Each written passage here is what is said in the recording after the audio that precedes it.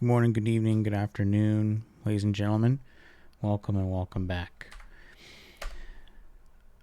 Last time I went into detail on the onboarding process for my app, and one of the is for the case of where we want our users to retain, right? We did a lot of hard work to get our users to not only see our app, to click download, to open, but now that they're here, we want to do our best to keep them here. And if they leave, we want to know why.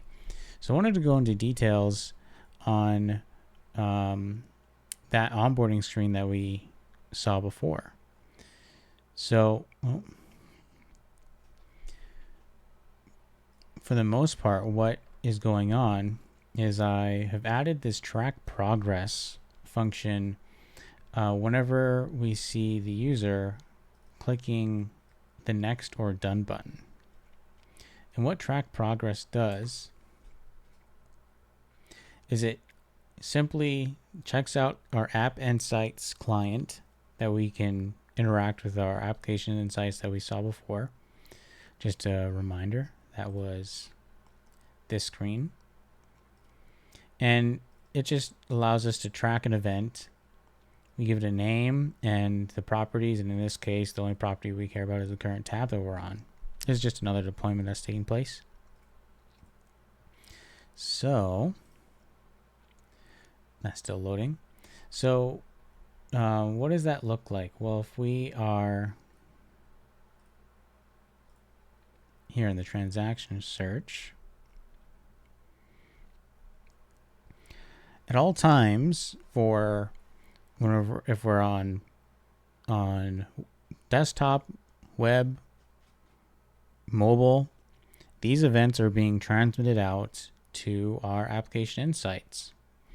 And we can see all the different kinds of events that take place: requests, dependencies, custom events, page views, exceptions when something goes wrong, tracing, and the availability. So what did we say there? It was the onboarding progress event. So if I search that up, I'll be able to see all instances of that and the details of those events.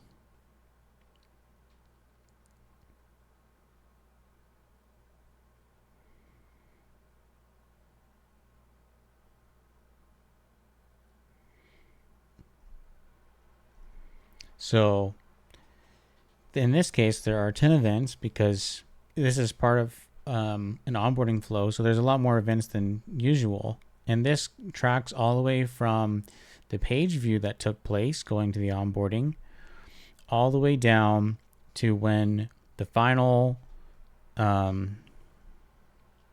request is made.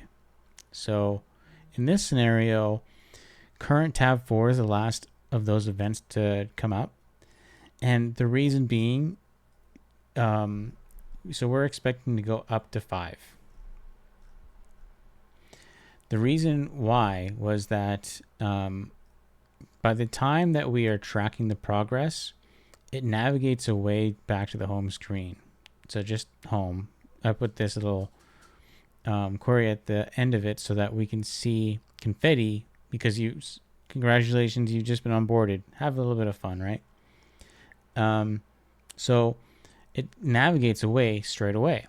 So what this flush does is still need to test it, but what the flush will do will make it so that when the user hits done, finished, before it navigates, it makes sure to send all the telemetry data to Application Insights so we don't lose that information. So how we set that up now that we have the onboarding progress in place, it's actually really simple. I was really impressed with this. I was expecting it to be a bit more complicated, but it's actually really simple. So I'll just make one real quick. So funnels work right from the top down. So what's the event that you're looking to add? Onboarding progress. That's going to be the same thing there. And I had 5 steps. So I'm just going to add all 5 steps right away. And I just added it all into one event type, but you could totally make different events for each stage, but this is just how I wanted to do it. So there were 5 steps in the onboarding process. And for each one, I want to add a filter because there's something specific about each one. And that is the current tab property that we added here. So whenever this event is emitted, we're also emitting what the current tab is. So we want 1, 2, 3, 4, 5.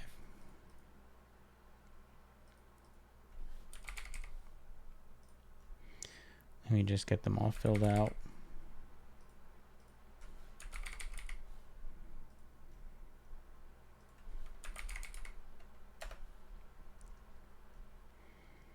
Two, 3,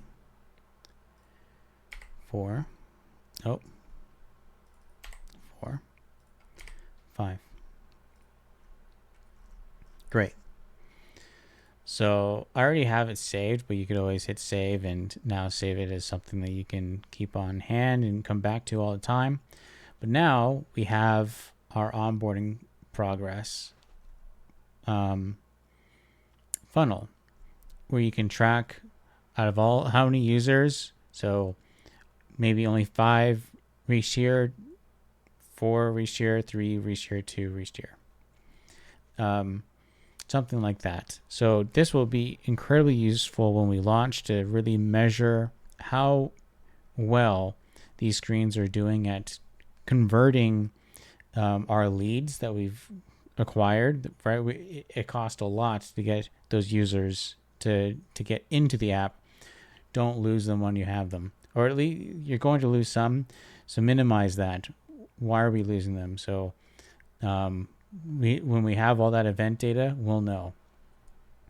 So we want to do the same thing for the user tours. So I'll show you that. That one is actually, so notice that I only need to add one function to my React form and call it in 2 places. And that was just because of the special case of it being completed and having to handle it being flushed when it navigates to the home screen.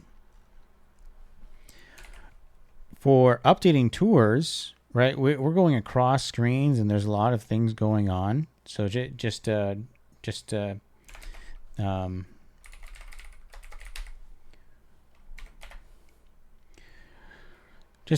give you a look at that again. So it goes across 1, 2, 3, 4 different files. The update tour. That's how I handle it. Just I guess 3 files, but there's like 4 screens. And it's handled with a fetch call in order to update the tour. So here, the tour is going through, hey, the users has successfully gone through the transaction list item tour. So let's update that the user has seen the tour item for the transaction list, and now we don't show it again.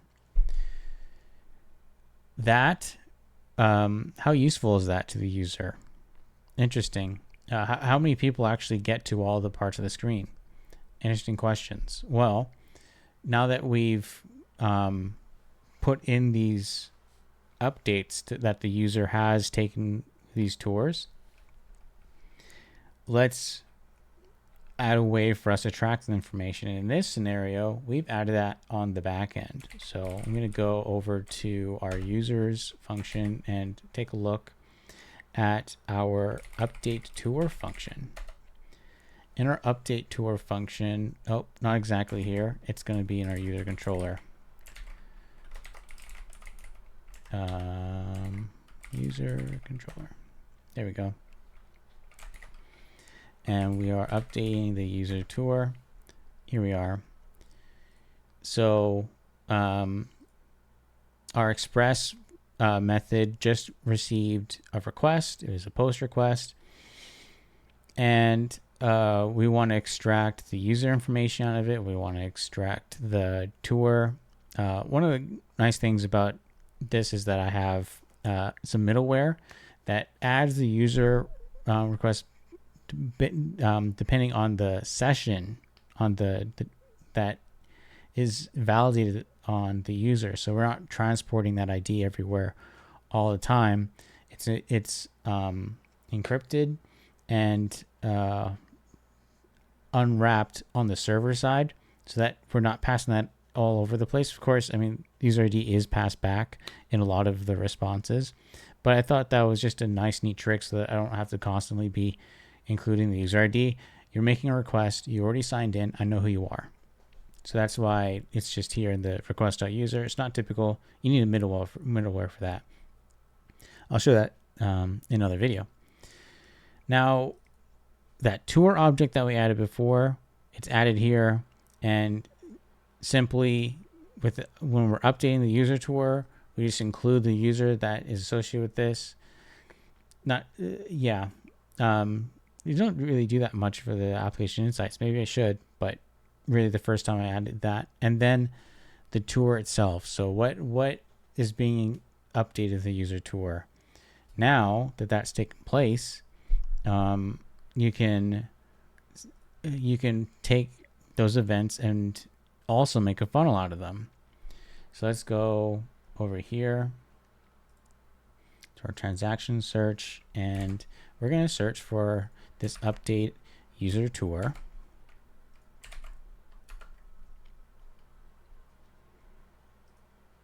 And so we can see that we have a bunch of events of that taking place, right? And in this scenario, one of those objects got true. Great. And you can see it's different for all of these. So now that we have that event, I'm not going to make it again. I'm just going to open an existing one that I made earlier for this. And I made some tweets about this as well when I was building these. So if you want to follow along, I'm also there, Robert D Tech. You can see me post some updates up there before I make videos of them. So this is what those rules look like here. So I've same story, right? It's the same event that I'm tracking every time, but it's still in a specific order. I set it in the order that they appear in the flow, so that once the user gets through all of them, we see the complete product. So first go to the dashboard, then to the impulse saves, and yada, yada, yada. We saw it happen in real time. And now we go to the view, and it'll generate a report on how many users got through all of them, right? So conversion rate average 8.33, cool. So clearly, as I'm testing, not all of the cases I got to the end because I was doing tests, maybe got stuck. So yeah, I just thought that was a really cool system, and I think it's going to be critical for when the app goes live to track these metrics to see what are we doing wrong and how do we do better about retaining our users. Anyways, thanks everybody for hanging out. I'll catch you guys later. Bye.